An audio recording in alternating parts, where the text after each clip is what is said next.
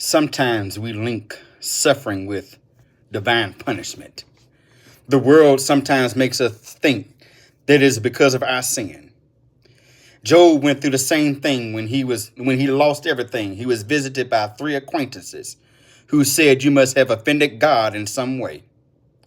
When Christ went to the cross, he also felt abandoned by his Father. That is how it can feel during our suffering at times. It can feel like we are being abandoned. It can feel like God has left us. Then we start to think and feel like I have done something wrong.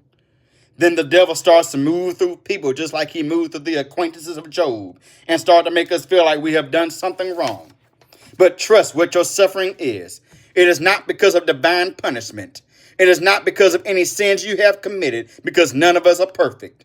You are not suffering because God is punishing you or has left you. It is because your suffering will lead to success. Suffering will lead to victory. Suffering will lead you to accomplishing things you thought you never would achieve. Suffering will lead you to owning things you thought you would never own. You may have times of despair, but trust your despair is preparation for your victory.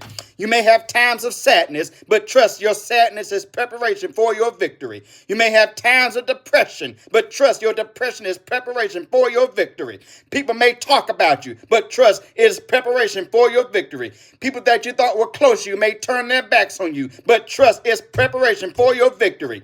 We live in a harmful world. We live in a harmful society, but God does not mean it for harm. He means it for good. We live in a world that will try to make you feel like a failure, but with God, you will achieve success.